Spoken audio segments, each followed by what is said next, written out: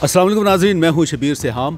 मैं इस वक्त चार सुल्तान में मौजूद हूं। ये रावलपिंडी का कदीम तरीन इलाका है। यहाँ पे एक वाक़या हुआ था गुज़श्ता दिनों। फायरिंग का वाक़या हुआ, एक मकान का यहाँ तनाज़ा चल रहा है और फायरिंग करने में मुबैना तौर पर पंजाब पुलिस के एक इंस्पेक्टर और उसके बासर भतीजे इसमें मुलविस थे। उन्होंने यहाँ पे कब्ज़ा करने की कोशिश की और फायरिंग की। तो ये असल वाक़या क्या है, इस वाले से हम जानेंगे। हमारे साथ मौजूद हैं शाह सुल्तान के रिहायशी और उस मकान के मालिक चौधरी। अस्सलाम वालेकुम। जी वालेकुम सलाम। ये सब ये मामला क्या हुआ था और तनाज़ा क्या है आपका? ये दरअसल हमारी जद्दी प्रॉपर्टी है। मेरे दादाजी के नाम पे चौधरी सुल्तान बख्श, ये इलाका उनके नाम से मंसूब है और ये चार सुल्तान की बेल्ट, ज़ाहिर बात है वो जद्दी प्रॉपर्टी में आती है हमारी। तो कुछ लोगों को जो हमने दी है वो रजिस्ट्रियाँ भी करके दी हैं, कुछ कब्रिस्तान में भी वक्फ की हैं, मस्जिद बनाई है। और इसके अलावा ये जो अरसा दराज से ये लोग ना गैर कानूनी कब्ज़ा करके बैठे हुए थे। ये कौन लोग हैं जो काबिज़ हैं? ये एक पंजाब पुलिस के ऑफिसर हैं, कैसर सत्ती। ठीक है जनाब, ये इंस्पेक्टर हैं और आजकल मरी में इनकी तैनाती है DPO साहब के साथ, सुनने में आया है। तो 2 घर इन्होंने आगे मज़ीद कराए, रेंट पे लगाए हुए हैं।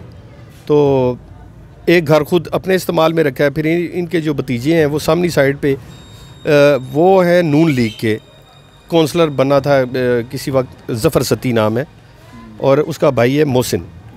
ये मोहसिन के हाथ में थी कलाशन। उस वक्त ये सुबह मैं अभी उठा ही था तो यहाँ पे किस तारीख का वाक़या बता रहे हैं? ये जो पिछला वो जो इतवार वाला दिन था, तो मैं सोया हुआ था। तो जो मिस्त्री साहब है वो बाहर गेट लगा रहे थे, सारा वो काम शाम करवा रहा था मैं, क्योंकि घर तो मैंने सेल आउट कर दिया है। वकील साहब हैं वो जानने वाले हैं, उन्होंने ख़रीदा है मुझसे। तो देखभाल के लिए उन्होंने मुझे यहाँ पे छोड़ा कि यार आप फ्री हो आजकल, तो चलो ये जो घर के मामलात हैं ना ये आप ज़रा अपनी वो निगरानी में करोगे। तो मिस्त्री साहब ने आके इन्होंने जी ज़बरदस्ती उनसे खींचातानी शुरू कर दी, जिसकी मेरे पास वीडियो वगैरह सब कुछ मौजूद है। ऑलरेडी एक वकील साहब ने भी केस किया हुआ था, स्टे लिया हुआ था। एक मेरे ख़िलाफ़ भी इन्होंने एप्लीकेशन दी। फिर ये 22A में गए तो नीचे से ऑर्डर करवाया, हालांकि मैं पेश भी हुआ, मैंने अपने डॉक्यूमेंट्स भी दिए, सब कुछ क्लियर दिया मैंने। तो महकमा माल भी मौजूद है, पटवारी साहब भी बैठे हैं, उनसे ये वेरीफाई करवा लें अगर कोई मसला है। तो अगर इनके पास कुछ है तो वो सामने लाते कुछ भी नहीं है। और ये पूरी गली जो है ना सब गैर कानूनी कब्ज़ीन है ये। अच्छा, मुझे ये बताएं चौधरी साहब, एक तो ये मोहल्ला मुझे बताएं कौन सा है, ताकि नाजरीन को भी समझ आए कि ये किस गली में कौन सा मोहल्ला है जहाँ पे हम बैठे हुए हैं। ये चार सुल्तान का इलाका है, सुल्तानपुरा।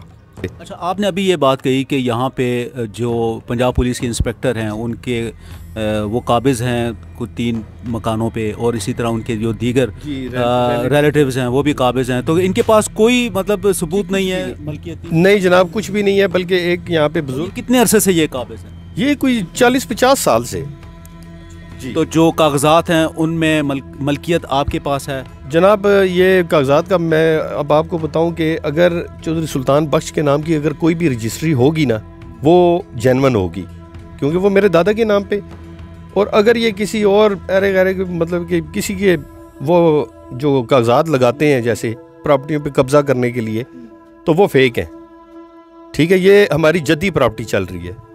तो ये पूरी जो गली है ये सारे तकरीबन गैर कानूनी है। अभी आपको मैं विज़िट भी करवाऊंगा। 2-3 घर ऐसे हैं कि बिल्कुल गिरने पे आए हैं। अल्लाह ना करे कि बड़ा हादसा हो, क्योंकि इंसानी जाने हैं वहाँ पे। ठीक है, और किसी भी वक्त, हालांकि ये अगर मालिक होते तो ये तोड़ के उसे कंस्ट्रक्शन करते। इन्हें भी पता है कि कंस्ट्रक्शन करेंगे तो TMA वाले आ जाएंगे। उन्होंने आके कहना है नक्शा लाएँ, कागजात लाएं प्रॉपर्टी के, इनके पास कुछ भी नहीं है, लिहाजा ये डिमोलिश मतलब कि घर तोड़ नहीं सकते। अच्छा चौधरी साहब, मुझे ये बताएं ये मकान जो है ये कितने मरले पे मुश्तमिल है? ये जनाब ये 2 मरले और कुछ सरसाई है। ठीक है, और मामलात ऐसे हैं कि हर चीज़ होने के बावजूद ये हमें दीवार के साथ लगा रहे हैं। ठीक है, SHO साहब भी आए, मैंने कोई 18 से 20 कॉलें की होंगी 15 पे।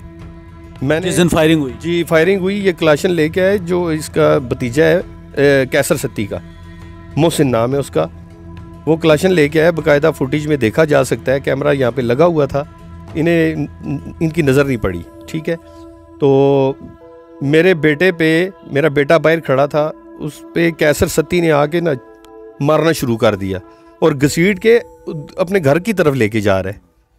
तो इस तरह ये मेरे बच्चों पे भी तशद्दुद किया गया और मेरे साथ भी। मैंने तो अपनी जान बचा के कमरे में ख़ुद को बंद कर लिया मैंने। फिर कोई आधे पौने घंटे बाद पुलिस पहुंची है।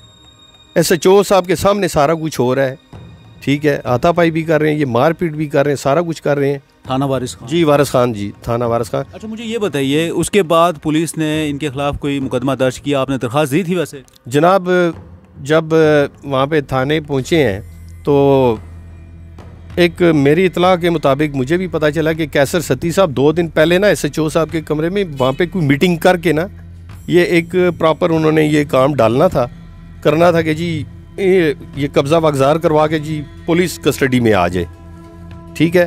हालांकि जब कोर्ट में केस चल रहा हो तो उसमें पुलिस की मुदाखलत नहीं होती। ऑलरेडी मेरा हाई कोर्ट में ये 27 फरवरी है, डेट है, एक्सटेंड हुई है, मेरा स्टे बरकरार है। ऊपर से जो वकील साहब ने अपना स्टे करवाए, वहाँ पे ये लोग पेश ही नहीं होते, समन भी भिजवाए हैं, सारा कुछ। वो तो एक तरफा इंशाल्लाह डिग्री हो जाएगा। तो ये गैर कानूनी काम, ये ओछे हथकंडे ये इस्तेमाल कर रहे हैं, ये अपनी वर्दी का नाजायज़ फ़ायदा उठा रहे हैं। तो ज़ाहिर बात है SHO साहब ने तो मेरा साथ देना नहीं था। आपका मुतालबा इस वक्त जो पुलिस हुकाम से? जी जनाब, मेरा मुतालबा तो यही है कि ऐसे लोगों को कैसे रखा हुआ है, ऐसी काली भेड़ों को निकाल के बाहर करें। ये खुद कब्ज़ा करके बैठे हुए हैं हमारी प्रॉपर्टी। इनकी भाई प्रॉपर्टी तो है नहीं, तो हमें तो इंसाफ चाहिए। इसके लिए मैं हाई कोर्ट भी जाऊंगा, जहाँ पे मुझे जाना पड़ा जाऊंगा। लेकिन मुझे अफसोस के साथ कि पुलिस में ना मुझे नज़र नहीं आया कि इंसाफ नाम की कोई चीज़। हालांकि पुलिस वाले, मैं अंदर कैद में खुद को बंद किए हुआ, तो वो पुलिस वाले आए तो उन्होंने कहा जी कि आप आ जाएं, हम आ गए हैं जी भाई। मैं उनके साथ निकला नीचे SHO साहब, तो हमें जाके लाकअप में बंद कर दिया गया। ये इंसाफ है इनका? दो उनकी तरफ से बस नक्शे अमन का ख़तरा है जी। यार हमारी तरफ से क्या ख़तरा है? हमने कोई क्लाशन उठाई हुई है? या आपको बाकायदा मैं फायर भी दिखाऊंगा। ये जो दीवारों पे ये 7 वाली बिल्डिंग से ऊपर चढ़ के उन्होंने फायरिंग की है, बाकायदा वीडियो मौजूद है, क्लाशन इनके हाथ में है, ठीक है। और ये अटैक कर रहे हैं और घर के अंदर दाखिल हो गए। हालांकि जब स्टे हुआ होता है तो घर के अंदर दाखिल ना पुलिस हो सकती है ना मुखालफिन हो सकते हैं। अगर कोई मसला है कोर्ट में आए, हम बिल्कुल फाइट करने के लिए तैयार हैं। हम बैठे हैं वहाँ पे, अपने डॉक्यूमेंट सामने जमा करवा दिए हैं। आगे जो मजाज अदालत है जो फैसला करेगी हमें तो वो कबूल है। तो नाज़रीन, ये सारी सूरत हाल है। ये चौधरी कैसर साहब यहाँ के मकामी हैं और इनका ये कहना है कि वक़ुए के रोज़ बासर लोगों ने फायरिंग की। पुलिस ने इनके ख़िलाफ़ कार्रवाई करने की बजाय पुलिस टाल मटोल से काम ले रही है। इनका हुकाम से मुतालबा है कि इनको इंसाफ दिलाया जाए। जी एक और मैं चीज़ का वो इजाफा करता चलूँ, जो सब ज़फ़र सत्ती है ये नून लीग का प्लेटफार्म से है, यहाँ पे करता धरता बना हुआ है। और इसने ये सामने वाली जो स्ट्रीट है वहाँ पे गैर कानूनी एक गली बंद करके एक डेरा बनाया हुआ है, बदमाशी का अड्डा, ठीक है। और इसने पिछले दिनों ना शुरुआत में तो मुझे भी वहाँ पे ले जाके ना इसने काफ़ी मुझे डराया धमकाया कि हम ये तो हम वो। तो मैंने कहा यार अगर कोई डॉक्यूमेंट्स हैं तो आप आए, टेबल टॉक कर लेते हैं। इनके पास कुछ भी नहीं है, ये कब्ज़ा माफिया है बहुत बड़ा।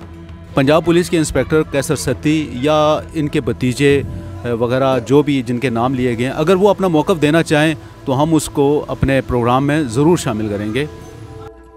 जी, हमारे साथ चौधरी नवीद साहब हैं, एडवोकेट हैं हाई कोर्ट के। आइए इनसे जानते हैं इस केस के हवाले से। जी, ये मामला नवीयत दवानी हुईयत का मामला है और ये गुज़श्ता 2 से 3 महीने से ये पेंडिंग है अदालतों में। अभी रिसेंटली इन्होंने अदालतों में एक फौजदारी इसको टाई देने की कोशिश कर दी है। हालांकि ये फौजदारी मुकदमात नहीं बनते, हाँ उस सूरत में बनते हैं कि जब इन्होंने आके ट्रेसपासिंग की और आके घर पे आके इन्होंने बेबुनियाद वर्दी का नाजायज फायदा उठा के और वहां पे आके इन्होंने तशद्दुद का निशाना बनाया कैसर साहब के बेटे को। अब यहाँ पे ये पहले एक मामला था जो सिविल लिटिगेशन थी, सिविल लिटिगेशन पेंडिंग थी। आफ्टर दैट इन्होंने एक एप्लीकेशन दे के बेबुनियाद कि चौधरी कैसर अपने बंदों के साथ, अपने बेटों के साथ, बच्चों के साथ, बीवी के साथ घर आके हवाई फायरिंग करते हैं और आफ्टर दैट उस पे जो है वो एक बेबुनियाद FIR के लॉन्च के लिए उन्होंने कोशिश की, जिसको हाई कोर्ट ने सस्पेंड कर दिया। और हाई कोर्ट ने वाज़ेह तौर पे कहा कि ऐसा मामला नहीं है, क्योंकि इन पार्टियों के दरमियान ऑलरेडी जो है वो सिविल लिटिगेशन पेंडिंग है। तो सिविल लिटिगेशन को जब इन्होंने बजाय ये कि उसको हल करने के सोल्यूशन करने के लिए इन्होंने वाज़ेह तौर पे ये कर दिया जी कि एक कलंदरा भी अभी बना दिया और उस कलंदरे में जो है दोनों फ्रीकैन को पाबंद कर दिया, जबकि ये जो जगह है इस जगह का जदी मालिक जो है वो चौधरी सुल्तान बख्श था, जिनके ये पोते हैं। और इसमें इस खसरे में किसी और बंदे का कोई कंसर्न नहीं है। अब एक पार्टी पहले उठती है, वो एक मामला करती है अदालत में सिविल कोर्ट में, और सिविल कोर्ट के मामले के बाद वो एक एप्लीकेशन दे देती है कि घर पे दाखिल हुए, जिसको हाई कोर्ट ने सस्पेंड कर दिया। उसके बाद एक और पार्टी जो उनके साथ इस तरह का कंसर्न है, वो आके यहाँ पे एक कलंदरा मुरतब करवा देते हैं। और उसमें ये था कि जो बंदा है वो एक सिविल बंदा नहीं है, वो बंदा वो है जिसका ताल्लुक जो है पंजाब पुलिस के साथ है। और उस चीज को जो है वो सामने लाते हुए उन्होंने इस चीज का फायदा उठाते हुए एक कलंदरा बनवा दिया एक ऐसे बंदे के खिलाफ जो जगह का मालिक है। जी, आपका नाम? इरफान अली जी। आप मिस्त्री हैं, यहाँ पे काम कर रहे हैं? जी जी बिल्कुल। अच्छा, वो कुएं का रोज़ क्या हुआ था? असल वो कुएं के दौरान ये हुआ है कि मैं बाहर गेट लगा रहा था मेन वाला, और जफ़र सती साहब खुद आए हैं। उन्होंने मुझे आके बाहर से बोला कि जी काम बंद करें। तो मैंने इनको बोला जी कि क्यों? कहते जी आप काम बंद करें नहीं तो आपके लिए भी अच्छा नहीं होगा, ठीक है, क्योंकि मैं ये किसी के दबाव में नहीं बयान दे रहा, मैं खुद दे रहा हूँ, ठीक है। फिर मैंने बोला जी कि उन्होंने बोला कैसर किधर है? मैंने कहा जी वो ऊपर लेटे हुए हैं। कहते जी उनको बुलाओ। फिर उन्होंने गालियाँ चालियाँ दी हैं, मैं अंदर आया हूँ उनको बुलाने, ये फिर अंदर आए हैं, ठीक है, ये आए हैं। फिर क्या कहते हैं कैसर सती साहब आ गए हैं, उनका भाई मोहसिन सती आ गया है, ठीक है। फिर इन्होंने मतलब कि इनकी फ़ाइट होनी शुरू हो गई है कि इन्होंने शोर शराबा शुरू कर दिया, इनके बंदे आ गए हैं, ठीक है। फिर इन्होंने मतलब कि इधर मतलब कि फायरिंग वगैरह हर चीज़ होनी शुरू हो गई है।